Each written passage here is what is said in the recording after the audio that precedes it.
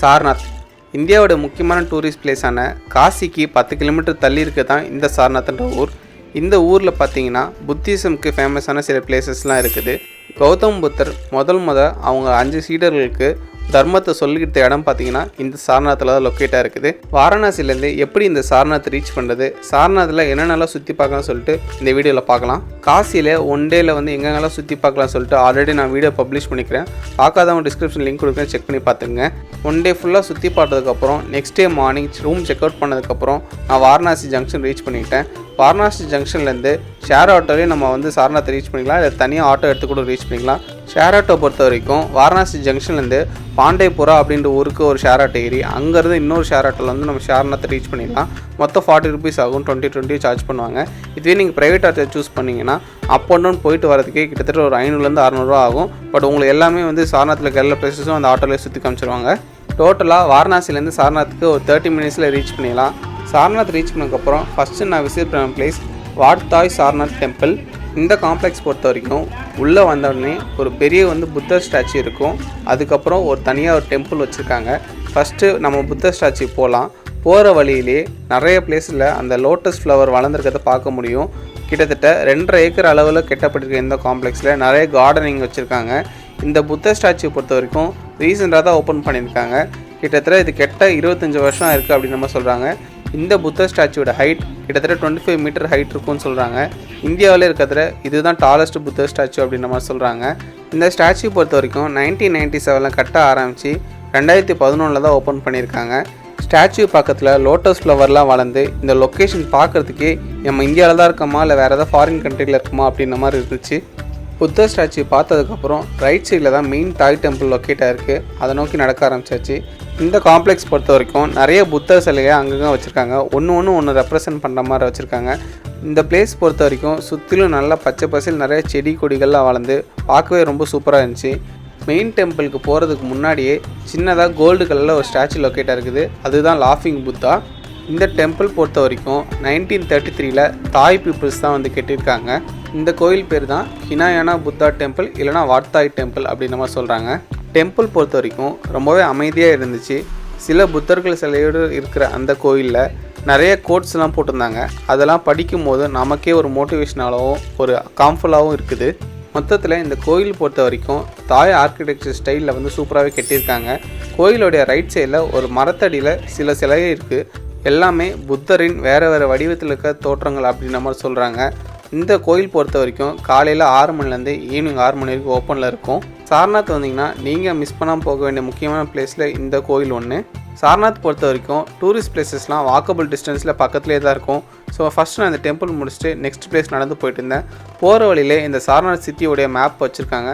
அதில் எங்கெங்கே என்னென்ன டெம்பிள்ஸ் இருக்குது, என்னென்ன டூரிஸ்ட் ஸ்பாட்டில் இருக்குன்னு சொல்லி போட்டிருந்தாங்க. நெக்ஸ்ட்டு நான் விசிட் பண்ணது சாரநாத்துடைய ஒரு முக்கியமான பிளேஸ். இந்த பிளேஸ் நேம் முலகண்டா குட்டி விஹாரா அப்படின்னு நம்ம சொல்கிறாங்க. அநாகரிகா தரம்பாலா சொல்லி புத்திசம் ஃபாலோ பண்ணுற ஒரு ஸ்ரீலங்கன் முனிவர் சாரநாத்தை ரீச் பண்ணி சாரநாத் இருக்க புத்திசம் ரிலேட்டடான சைட்ஸில் கண்டுபிடிச்சிருக்காரு. மகாபோதி சொசைட்டின்னு சொல்லிட்டு ஒரு உருவாக்கி அது மூலிமா கெட்டினது தான் இந்த கோயில். இந்த கோயிலில் கோல்டில் புத்தர் ஸ்டாச்சு வச்சு சீடர்களுக்கு புத்தர் டீச்சிங் சொல்லி கொடுக்குற மாதிரி வச்சுருக்காங்க. கோயில் சுற்றிலும் பார்த்தீங்கன்னா எக்கச்சக்கமான பெயிண்டிங்ஸ் வரைஞ்சிருக்காங்க. அந்த பெயிண்டிங்ஸ் பொறுத்த வரைக்கும் புத்தர் பிறந்ததுலேருந்து ஒரு படிப்படியாக வளர்ந்து கடைசியில் அவர் என்னென்ன பண்ணார்னு சொல்லிட்டு மொத்த கதையுமே அங்கே வரைஞ்சி வச்சுருக்காங்க. இந்த கோயிலுக்கு பக்கத்துலேயே புத்தருடைய போதி மரம் அப்படின்னு சொல்லிட்டு ஒரு மரம் இருக்குது. அந்த மரம் ஸ்ரீலங்காலேருந்து கொண்டு வரப்பட்ட மரக்கன்றுலேருந்து வளர்ந்த மரம் அப்படின்ற மாதிரி சொல்கிறாங்க. புத்தருக்கு ஞானம் தோன்றியதுன்னு சொல்கிறது புத்கயான்னு சொல்லிட்டு ஒரு இடம், அதுவுமே உத்தரப்பிரதேஷ் ஸ்டேட்டில் தான் இருக்குது. இந்த இடம் பொறுத்த வரைக்கும் புத்தர் அவரோட சீடருக்கு ஃபஸ்ட்டு டீச்சிங் சொல்லி கொடுத்த இடம் அப்படின்ற மாதிரி சொல்கிறாங்க.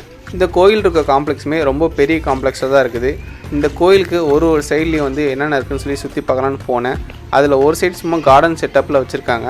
அந்த கார்டன் செட்டப்போட எண்டில் இன்னொரு டூரிஸ்ட் ஸ்பாட் பக்கத்தில் இருக்கிறது நம்மளால் பார்க்க முடியுது. வித்தியாசமான ஷேப்பில் ஒரு பில்டிங் இருந்துச்சு. அது பேர் தான் தாமிக் ஸ்டூப்பா. இந்த ஸ்டூப்பான்றது பார்த்தீங்கன்னா புத்திசமில் மெடிடேஷன் ஹால் அப்படின்னு நம்ம சொல்கிறாங்க. இந்த ஸ்டூப்பாவோட ஹைட் மட்டும் 43 மீட்டர் இருக்கும். இதுக்கு போகிறதுக்கு தனியாக ஒரு என்ட்ரன்ஸ் வச்சுருக்காங்க. நம்ம வெளியே தான் போய் போக முடியும். புத்திஸ்ட் டெம்பிள் காம்ப்ளெக்ஸ் உள்ளேருந்தே அந்த ஸ்டூப்பாவை பார்த்துட்டு நெக்ஸ்ட்டு உள்ளே வேறு என்னென்ன பிளேசஸ்லாம் இருக்குன்னு பார்த்துட்டு இருந்தேன். இந்த மெயின் டெம்பிளுக்கு அப்படியே பின்னாடி பார்த்தீங்கன்னா ஒரு டீர் பார்க் இருக்குது. இந்த பார்க் பொறுத்த வரைக்கும் உத்தரப்பிரதேஷ் ஃபாரஸ்ட் டிபார்ட்மெண்ட் தான் மெயின்டைன் பண்ணிட்டு வராங்க. டைம் கிடைச்சா போயிட்டு வாங்க. எனக்கு டைம் இல்லாதனால நான் வந்து அந்த டீர் பார்க்கு போகாமல் நெக்ஸ்ட்டு முக்கியமான பிளேஸ்க்கு மூவ் ஆக ஆரம்பித்தேன். கோயிலோடைய இன்னொரு சைடில் இருக்க தான் அந்த புத்தருடைய போதி மரம் லொக்கேட்டாக இருக்குது. இந்த பிளேஸ் பொறுத்த வரைக்கும் ரொம்ப சைலண்ட்டாக மெயின்டைன் பண்ண சொல்லி அங்கே போர்டில் வச்சுருக்காங்க. அதே மாதிரி உள்ளே இருக்க எல்லா மக்களும் பார்த்திங்கன்னா ரொம்ப அமைதியான பேசுகிறது எல்லாமே வந்து பண்ணுறாங்க. ஸ்லிப்பர்ஸ் வைக்கிறதுக்கு தனியாக ஒரு பிளேஸ் வச்சுருக்காங்க. அங்கே ஸ்லிப்பர் வச்சதுக்கப்புறம் மெயின் பிளேஸ்க்கு மூவ் ஆக ஆரம்பிச்சாச்சு. இந்த பிளேஸ் பொறுத்த வரைக்கும் காலையிலையும் சாயந்தரமும் ஒரு தடவை பார்த்தீங்கன்னா மந்திரம் சொல்லி வழிபாடு பண்ணுவாங்க அப்படிங்கிற மாதிரி போட்டிருக்காங்க. புத்தகாயால் புத்தருக்கு ஞானம் பிறந்த மாதிரி இந்த சாரநாத்தில் லொக்கேட்டாக இருக்க இந்த பிளேஸில் தான் கௌதம் புத்தர் அவருடைய 5 சீடர்களுக்கு இந்த இடத்துல தான் ஃபஸ்ட் டைம் வந்து உபதேசம் பண்ணியிருக்காரு. அதை ரெப்ரசன்ட் பண்ணுற விதமாக இங்கே இருக்க ஒரு மரத்துக்கடியில் புத்தர் தன் சீடர்களுக்கு உபதேசம் பண்ணுற மாதிரி வந்து சிலையுமே வச்சுருக்காங்க. இந்த பிளேஸில் இன்னொரு சிறப்பு இருக்குது. என்னென்னா இந்த மரத்தை சுற்றி இருக்கிற இந்த வீல் மாதிரி ஷேப்பில் இருக்க ஒரு லொக்கேஷன் தான். இது பேர் ப்ரேயர் ஆஃப் வீல்ஸ் அப்படின்னு நம்ம சொல்கிறாங்க. இந்த வீலை சுற்றி பார்த்திங்கன்னா மந்திரங்கள் எழுதி வச்சுருக்காங்க. அந்த வீலை சுற்றுறது மூலிமா நம்ம மந்திரம் வந்து சொல்கிற மாதிரி அர்த்தம். என்னதான் ஒரு டூரிஸ்ட் ஸ்பாட்டாக இருந்தாலும் புத்திசம் ஃபாலோ பண்ணுறவங்களுக்கு இந்த பிளேஸ்க்கு வந்து பீஸ்ஃபுல்லாக வந்து ப்ரேயர் பண்ணிட்டு போகிறாங்க.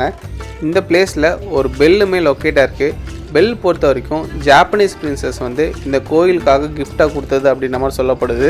நான் முன்னாடியே சொன்ன மாதிரி இந்த சாரநாத்தில் இருக்க லொக்கேஷன்ஸ் வந்தோம்னா நம்ம இந்தியாவில் இருக்க ஒரு ஃபீலே கிடைக்காது. ஏதோ இந்தோனேஷியா இல்லை பாலியில் இருக்க மாதிரி ஒரு ஃபீல் கிடைக்கும்.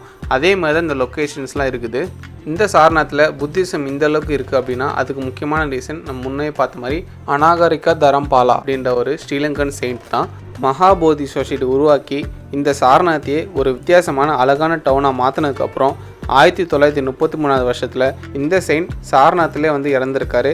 இவரோட கடைசி ஆசையை அடுத்த 25 பிறவிகளுக்கு இவர் இந்தியாவிலே பிறந்து புத்தருக்கு வந்து சர்வ் பண்ணும் அப்படின்ற மாதிரி வந்து அங்கே இருக்க போர்டில் வச்சுருக்காங்க. இந்த கோல்டன் டெம்பிள் காம்ப்ளெக்ஸ் பக்கத்துலேயே நம்ம ஆல்ரெடி பார்த்த அந்த ஸ்டூப்பாவுடைய காம்ப்ளெக்ஸ் இருக்குது. அதுக்கு போனால் போயிட்டு வரலாம். ஆனால் எனக்கு டைம் இல்லாதனால நாங்கள் போகாமல் நெக்ஸ்ட் மூவ் ஆக ஆரம்பித்தேன். ஆஃப்டர்நூன் லஞ்சுக்கு சௌமின்னு சொல்லப்போகிற சைனீஸ் நூடுல்ஸ் தான் சாப்பிட்டேன். 40 ரூபாய்க்கு போதுமான குவான்டிட்டியில் சூப்பராகவே இருந்துச்சு. நெக்ஸ்ட்டு நான் போன பிளேஸ் தான் கோல்டன் டெம்பிளுக்கு ரொம்ப பக்கத்தில் லொக்கேட்டாக இருக்கிற சைனீஸ் புத்திஸ்ட் டெம்பிள். வெளியே இருந்து பார்க்கும்போதே தெரியுது இது பக்கமான சைனீஸ் ஆர்கிடெக்சரில் பில்ட் பண்ணியிருக்காங்கன்றது. சைனீஸ் கவர்மெண்ட் சப்போர்ட்டோட 1939 ஒரு சைனீஸ் புத்திசம் ஃபாலோ பண்ணுற ஒரு செயின்ட்னால கட்டப்பட்டதான் இந்த சைனீஸ் புத்திஸ்ட் டெம்பிள். கோயில் உள்ளேயே சைனீஸ் புத்திசம் ரெப்ரசன்ட் பண்ணுற மாதிரி சில ஆர்ட் ஒர்க்ஸ்லாம் வந்து டிஸ்பிளே பண்ணி வச்சுருக்காங்க. மியூசியமாக செட்டப்பில் வச்சுருக்காங்க. இந்த டெம்பிள் பொறுத்த வரைக்கும் வித்தியாசமாக இருக்கிற சைஸில் இருக்க புத்த சிலையும் நிறைய சைனீஸ் பொருட்களையும் பார்க்க முடியும். நெக்ஸ்ட்டு சைனீஸ் டெம்பிளுக்கு ரொம்பவே பக்கத்தில் லொக்கேட்டாக இருக்கதான் டிபெட் புத்திஸ்ட் மொனாஸ்ட்ரி. நான் போனப்போ இந்த புத்திஸ்ட் டெம்பிள் பார்த்திங்கன்னா மூடி இருந்துச்சு. அதனால் உள்ளே போய் பார்க்க முடியல. பட் வெளியே இருந்து பார்க்குறதுக்கு அந்த ஆர்கிடெக்சரே ரொம்ப நல்லா இருந்துச்சு. சாரநாத் பொறுத்த வரைக்கும் ஒரு மினி பாலி தாய்லாந்து அப்படின்ற மாதிரி சொல்லலாம். அந்த அளவுக்கு புத்திசம் ரிலேட்டடான பிளேசஸ் நிறையா இருக்குது. ஹாஃப் டே மேலே வந்து நான் சாரநாத் சுற்றி பார்த்துட்டு அகைன் ரிட்டர்ன்லேயே பார்த்தீங்கன்னா ஷேர் ஆட்டோலேயே வந்து பாண்டேபுரா போயிட்டு அங்கேருந்து வந்து நான் வாரணாசி ரீச் பண்ண போயிட்டேன். நீங்கள் காசிக்கு போகிற பிளான் வச்சுருந்தீங்கன்னா சாரநாத்துக்கு 1 டே ஒதுக்கி வச்சுருங்க. ஒரு சூப்பரான டிஃப்ரெண்ட்டான எக்ஸ்பீரியன்ஸாக இருக்கும். நீங்களும் நம்ம சேனலை சப்ஸ்கிரைப் பண்ணலாம். மறக்காமல் சப்ஸ்கிரைப் பண்ணிவிடுங்க.